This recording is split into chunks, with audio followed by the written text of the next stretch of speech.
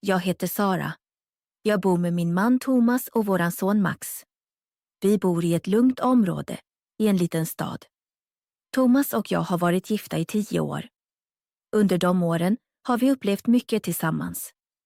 Vi har ett bra liv, eller åtminstone trodde vi det länge. Vårt hus är inte så stort, men det är mysigt. Framför huset har vi en liten trädgård. Där leker Max ofta på eftermiddagen, särskilt när vädret är fint. Ibland sitter jag på terrassen och ser på när han leker. Thomas jobbar mycket och tar väl hand om vår familj. Han går upp tidigt varje morgon och åker till kontoret. Han är en kärleksfull pappa och en bra make. När han kommer hem leker han ofta fortfarande med Max.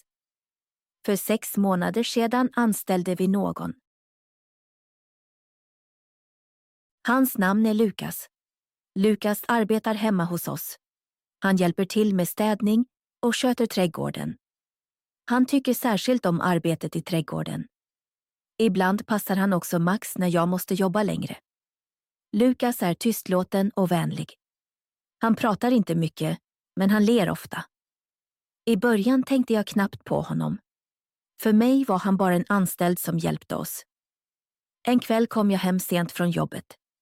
Ute var det redan mörkt. Thomas var fortfarande på kontoret.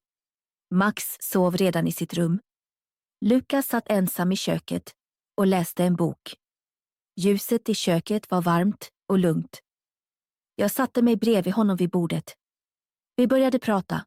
Först talade vi bara om små saker. Sedan berättade han mer om sitt liv. Han kommer från en annan stad och har flyttat hit för jobbet. Hans familj bor långt bort. Därför bor han här helt ensam. Vi pratade länge den kvällen. Samtalet kändes lätt och trevligt och tiden gick fortare än jag trodde. Efter den kvällen ändrade sig något långsamt mellan oss. I början var det bara en känsla jag knappt kunde förklara. Några veckor senare måste Thomas resa i jobbet. Han var borta i 3 dagar. Under den tiden var bara Max, Lukas och jag i huset. Huset kändes plötsligt tystare än vanligt. Den första kvällen åt vi middag tillsammans. Det var enkel mat, men vi satt länge vid bordet. Efteråt lade jag Max i sängen och läste en kort saga för honom. Sen satte jag mig igen med Lukas i köket. Vi pratade som kvällen innan. Samtalen kändes lätta. Vi skrattade åt små saker tillsammans. Han lyssnade noga och jag kände mig förstådd. Jag märkte att jag gillade hans närhet, även om det var farligt. Då hände något oväntat. Jag lutade mig plötsligt mot honom och kysste honom kort. Det var bara en liten kyss, men för mig kändes den enorm. Jag drog mig genast tillbaka. Mitt hjärta slog snabbt. Jag sa till honom att det var ett misstag. Lukas sade ingenting. Han såg bara tyst på mig, som om han ville förstå vad som hänt. Den natten kunde jag knappt sova. Jag låg vaken länge i sängen. Jag kände skuld och tänkte hela tiden på Thomas. Jag älskar honom. Det har inte ändrats. Men något mellan Lukas och mig hade förändrats och jag kunde inte ignorera det. Jag sa det gång på gång till mig själv att det aldrig skulle hända igen. Det var bara ett misstag, upprepade jag för mig själv. Men några dagar senare hände det igen. Thomas var fortfarande på sin resa. Jag var åter ensam med Lukas i huset. Denna gång var kyssen längre. Det var inte längre bara ett kort ögonblick. Och jag stoppade honom inte, fast jag visste att jag borde. Efteråt visste jag inte längre vad jag skulle göra. Plötsligt bar jag på en stor hemlighet. Jag var rädd att Thomas kunde få veta det. Jag ville inte berätta, för jag visste att det skulle såra honom djupt och kanske förstöra allt. Han skulle aldrig förlåta mig. Den tanken kom om och om igen. Men jag visste inte hur jag kunde stoppa det mellan Lukas och mig. Varje gång jag såg honom kände jag något starkt. Det var som en eld i mig som jag inte kunde styra, hur mycket jag än försökte. Dag för dag gick och utåt såg allt normalt ut.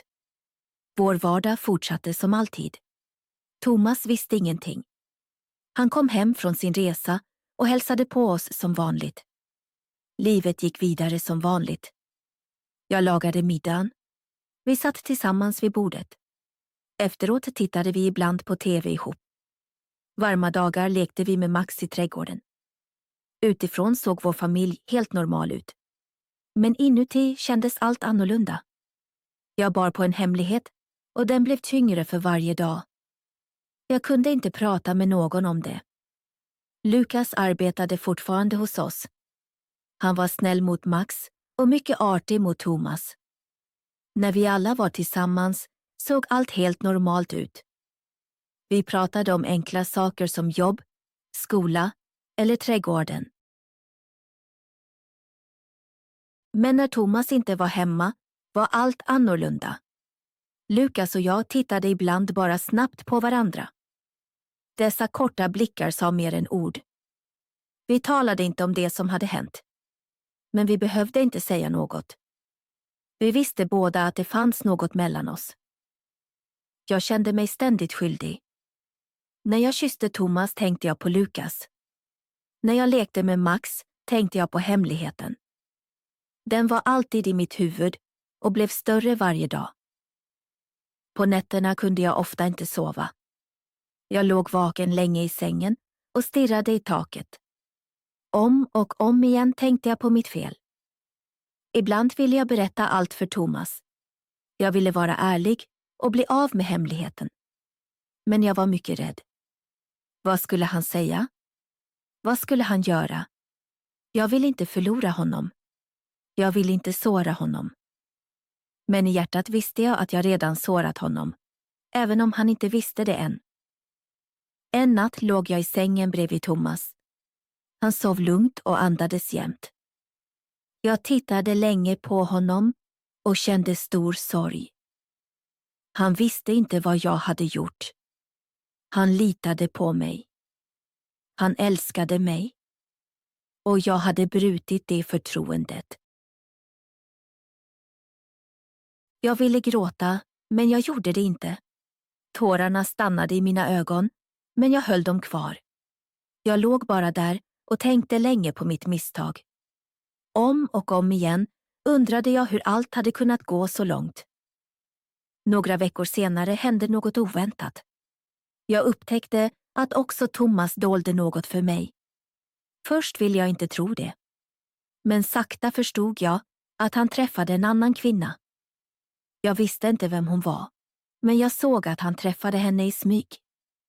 En dag råkade jag se meddelanden på hans mobil. De var från en kvinna. Först blev jag väldigt arg. Mitt hjärta slog snabbt och tankarna dånade. Hur kunde han göra så mot mig? Jag var ju hans fru. Men efter ett ögonblick förstod jag något viktigt. Jag hade gjort samma sak. Jag var inte bättre än han. Vi levde båda i en lögn. Den tanken gjorde allt ännu svårare. Nu hade vi båda hemligheter för varandra. Jag visste inte längre vad jag skulle göra. Skulle jag berätta för honom om Lukas? Skulle jag fråga om den andra kvinnan? Eller skulle vi tiga och låtsas att allt var bra? Dessa frågor snurrade i mitt huvud i flera dagar. En kväll tog jag till sist ett beslut. Jag kunde inte leva så längre. Hemligheten hade blivit för tung för mig. Jag måste säga sanningen till Thomas. Även om det skulle såra honom. Även om vårt äktenskap kanske kunde gå sönder. Jag kunde inte ljuga längre. Efter middagen satte jag mig hos honom i vardagsrummet. Max sov redan i sitt rum. Lukas hade gått hem för kvällen. Huset var tyst. Jag såg på Thomas och drog ett djupt andetag. Mitt hjärta slog mycket snabbt. Thomas, jag måste säga dig något, sade jag med skakig röst. Han tittade förvirrat på mig. Vad är det? Frågade han lugnt. Jag träffar någon, sade jag till slut. Jag kunde inte möta hans blick. Rummet blev helt stilla. Man hörde bara den svaga tickningen från klockan. Sedan talade han tyst. Vem? Frågade han. Och i det ögonblicket visste jag att jag inte kunde dölja något mer. Jag berättade allt för honom. Jag berättade för honom om Lukas. Jag berättade om kyssen och om kvällarna när han inte var hemma. Min röst var låg och osäker medan jag talade. Jag sa till honom att jag är ledsen. Jag sa också att jag älskar honom och inte vill förlora vår familj. Medan jag talade rann tårar ner för mitt ansikte. Jag kunde inte hålla tillbaka dem längre. Sedan väntade jag på att han skulle säga något. Men Thomas sade först ingenting. Han satt bara tyst där och såg på mig. Hans ansikte var lugnt, men jag kunde inte läsa hans tankar. Jag visste inte vad han tänkte. Jag var mycket rädd. Jag var rädd att han skulle resa sig och bara gå. Jag var också rädd att han skulle börja skrika. Men han gjorde inget av det. Till slut så talade han. Jag träffar också någon, sade han tyst. Hans ord träffade mig helt oväntat. Nu var det jag som var tyst. Jag visste inte vad jag skulle säga. Det började för några månader sedan, fortsatte han. Jag ville inte att det skulle hända, men det hände. Förlåt mig. Hans röst lät ärlig och trött. Vi satt båda där och visste inte vad vi skulle göra. Rummet kändes plötsligt mycket tyst. Vi hade båda gjort misstag. Vi hade båda sårat varandra. Men nu låg allt öppet på bordet. Det fanns inga hemligheter mellan oss längre. Till slut bestämde vi oss för att prata. Verkligen prata. Vi pratade länge om vårt äktenskap, om våra fel och om vad vi önskade för framtiden. Ibland talade vi lugnt, ibland med darrande röst. Det var inte lätt. Ibland blev det tyst. Ibland var det svårt att hitta de rätta orden. Men vi märkte sakta att vi fortfarande älskade varandra. Den insikten gav oss hopp. Vi ville inte bara ge upp vårt äktenskap. Vi ville försöka rädda det och bygga upp förtroendet igen. Nästa dag tog vi några beslut. Vi sade upp Lukas från arbetet hos oss. Det var inte lätt, men det var nödvändigt för att vi skulle kunna börja om. Vi bestämde också att börja i äktenskapsrådgivning. Vi visste att det skulle ta tid. Men vi ville göra allt för att bygga upp vår relation igen. Under de följande månaderna gick tiden långsamt. Steg för steg blev det bättre. Thomas och jag arbetade medvetet på vårt äktenskap varje dag. Vi tillbringade mer tid tillsammans. Efter jobbet satt vi ofta i vardagsrummet och pratade om våran dag. Vi pratade mer med varandra och försökte vara ärliga. Ibland var det svårt att hitta rätt ord, men vi ansträngde oss båda. Det var inte perfekt, men det blev sakta bättre. Små saker kändes plötsligt viktigare. Efter att Lukas lämnat kändes huset annorlunda. Det var tyst, nästan för tyst. Förr hörde man ofta hans steg i trädgården eller hans röst i köket. Nu saknades den rörelsen i huset. Max saknade honom. En dag frågade han mig var Lukas är nu. Hans fråga träffade mig oväntat. Jag sa att Lukas har fått ett nytt jobb. Det var inte helt lögn, men heller inte hela sanningen. Det var den svåraste delen av allt. Jag måste dölja sanningen för min son, och det kändes inte bra. Thomas och jag gick till äktenskapsrådgivning en gång i veckan. I början var det mycket svårt. Rummet var stilla, men samtalen var intensiva. Vi behövde tala om våra fel, våra känslor och orsakerna till vårt beteende. Ibland kände jag mig väldigt sårbar. Rådgivaren ställde frågor som jag grubblade över länge. Några frågor stannade kvar i mitt huvud i flera dagar. En fråga träffade mig särskilt. Varför kysste du Lukas? Frågade han lugnt. Jag visste först inte vad jag skulle säga. Jag älskade Thomas, men jag hade ändå kysst Lukas. Varför hade jag gjort det? Den frågan var svår att besvara. Till slut sa jag att jag ofta kände mig ensam. Thomas arbetade väldigt mycket. Han var ofta på kontoret och kom hem sent. Många kvällar var jag ensam med Max. Ibland kände jag att vi levde skilda liv, trots att vi bodde i samma hus. Lukas lyssnade på mig och gav mig uppmärksamhet. Hos honom kände jag mig sedd. En stund kände jag mig speciell, som om någon verkligen lyssnade. Thomas såg sårad ut när jag sa det. Hans blick var sorgsen. Men det var sanningen. Och vi behövde höra den även om den gjorde ont. Förtroende är svårt att bygga upp igen. Efter att jag berättat allt för Thomas litade han inte på mig som förr. Han sade det inte direkt, men jag kunde känna det. När jag kom hem sent frågade han var jag hade varit. När jag tittade på min mobil såg han på mig på ett annat sätt. Hans blick var försiktig, nästan misstänksam. Jag kunde inte klandra honom, för jag visste varför han reagerade så. Jag hade sårat hans förtroende. Samtidigt litade jag inte heller helt på honom efter att jag hört om den andra kvinnan. Mellan oss fanns nu en osäkerhet som aldrig funnits förr. Rådgivaren förklarade att tillit tar tid. Man kan inte få tillbaka den över en natt. Man måste vara tålmodig, sade han lugnt. Hans ord var enkla, men pekade rakt på problemet. Jag ville att allt skulle bli normalt igen. Jag ville tillbaka till tiden när vi litade på varandra, utan tvivel. Men jag visste att det inte var möjligt direkt. Varje dag försökte jag visa att jag är ledsen. Jag ville att Thomas skulle se att jag älskar honom och vill rädda vårt äktenskap. Ibland var det små saker jag gjorde för att visa det. Thomas gjorde också mycket för det. Han började också förändra sitt liv. Nu kom han hem tidigare från jobbet. Förr stannade han ofta länge på kontoret, men nu ville han tillbringa mer tid med oss. Vi åt oftare middag tillsammans som familj igen. Dessa stunder tillsammans blev allt viktigare för oss. På helgerna gjorde vi fler saker ihop.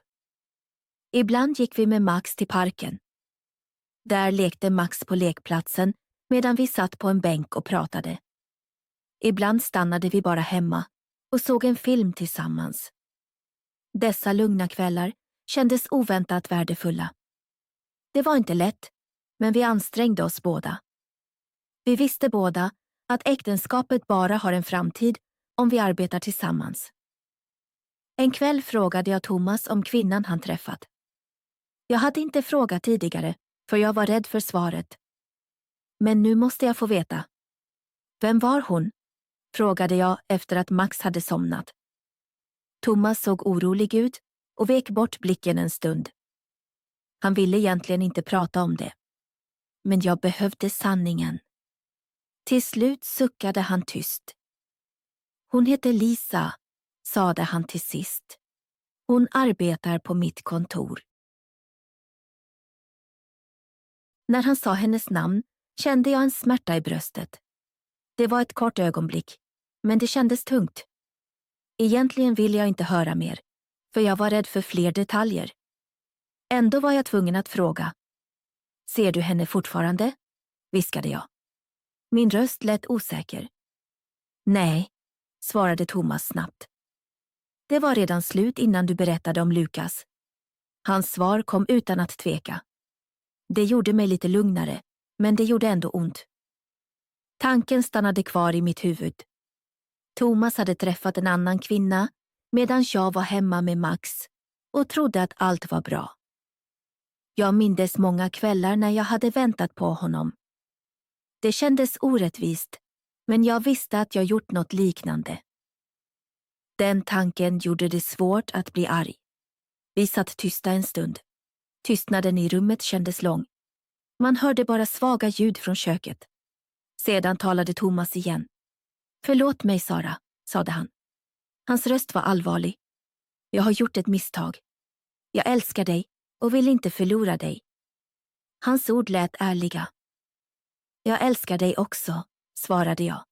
Och jag menade det. I det ögonblicket kände jag hur viktig vår familj var för mig. Vi hade båda gjort fel, men vi ville rädda vårt äktenskap. Den gemensamma viljan gav oss hopp. Under de följande månaderna blev det sakta bättre. Inget ändrades över en natt, men små steg gjorde skillnad. Thomas och jag började lita på varandra igen. Vi pratade mer om våra tankar och om känslor. Vi tillbringade mer tid ihop och lovade att inte dölja något mer. Ärlighet blev den viktigaste regeln för oss. Vi gjorde nya regler för vår relation. Reglerna skulle hjälpa oss att bygga upp tilliten igen. När något tyngde oss skulle vi genast prata om det. Vi ville inte hålla något inom oss längre. Inga fler hemligheter, inget gömmande. Ärlighet skulle bli den viktigaste delen av vårt äktenskap. I början var det svårt. Ibland var det inte lätt att tala öppet om känslor. Men med tiden märkte vi att det verkligen hjälpte oss. Även Max blev gladare. Han kände nog att något i familjen hade förändrats. Han frågade inte längre efter Lukas. Istället gladde han sig bara när vi var med honom. De gemensamma stunderna blev allt viktigare för oss. Vi spelade spel i vardagsrummet, gick till djurparken på helgen eller promenerade i parken. Max skrattade mycket och det fick även oss att bli glada. Det kändes bra att vara familj igen. Ändå fanns det svåra dagar. Vissa minnen försvinner inte direkt. Ibland tänkte jag på Lukas och kände skuld. Dessa tankar kom ofta plötsligt. Ibland undrade jag också om Thomas ännu tänkte på Lisa. Men vi lät inte dessa tankar stanna länge. Vi påminde oss om att vi ville se framåt. Vi fokuserade på framtiden och på att göra relationen starkare. 1 år efter allt som hänt gjorde Thomas och jag en resa bara för oss 2. Vi ville medvetet ge varandra tid. Max stannade hos min syster medan vi åkte till en liten stad vid Östersjön över helgen. Den friska luften och havet kändes lugnande. Det var länge sedan vi varit ensamma tillsammans. Resan gjorde oss gott. Vi gick på stranden, lyssnade på vågorna och pratade länge. På kvällen åt vi på små restauranger och skrattade igen tillsammans. Vi pratade mycket om vår framtid och om hur vi vill forma livet ihop. Till slut var vi båda säkra på att vi ville stanna tillsammans. Äktenskapet var viktigare för oss än allt annat. Sista kvällen överraskade Thomas mig. Vi satt kvar och såg ut över havet. Sedan tog han en liten ask ur fickan. I den låg en ny vigselring. Jag vill att vi börjar om, sade han lugnt. En ny ring för en ny början. När jag hörde hans ord blev mina ögon våta. Tårar fyllde mina ögon. I samma stund tänkte jag på allt vi hade upplevt. Jag tänkte på våra fel och på smärtan vi orsakat varandra. Många minnen kom samtidigt, men nu hade vi chansen till en ny start. Tanken kändes plötsligt mycket stark. Jag älskar dig, Thomas, viskade jag. Min röst darrade lite. Jag älskar dig också, Sara, svarade han. Hans ord lät lugna och ärliga. I det ögonblicket kände jag att vi verkligen kunde börja en ny väg. Vi lämnade det förflutna bakom oss och såg framåt. Det var förstås inte lätt. Vissa minnen stannar länge i hjärtat. Men det var värt att kämpa för. Idag står Thomas och jag varandra närmare än någonsin. De svåra tiderna har förändrat oss. Vi har lärt av våra misstag och blivit starkare. Vårt äktenskap är inte perfekt, men det är ärligt. Vi har förstått hur viktigt förtroende och öppenhet är. Vi litar på varandra. Vi pratar Och vi har inga hemligheter längre. Denna ärlighet ger vår relation ny styrka. Max växer snabbt. Varje dag blir han lite äldre. Han är glad och tillbringar gärna tid med oss. Särskilt glad blir han när vi gör saker tillsammans. Han minns knappt Lukas längre. Och det gör mig lättad. För honom är det förflutna helt över. Jag vill att han växer upp i ett hem fullt av kärlek och ärlighet. Ett hem där tillit och respekt är viktiga. Ibland tänker jag fortfarande på det som hänt och på våra fel. Men jag låter inte de tankarna stanna länge. De är en del av vår historia, men de styr inte längre vårt liv. Nu har vi ett nytt liv, ett bättre liv, och det är jag tacksam för. Thomas och jag går ibland fortfarande på rådgivning, bara för att hålla relationen stark och fortsätta tala öppet. Vi har lärt oss att ett äktenskap kräver arbete varje dag.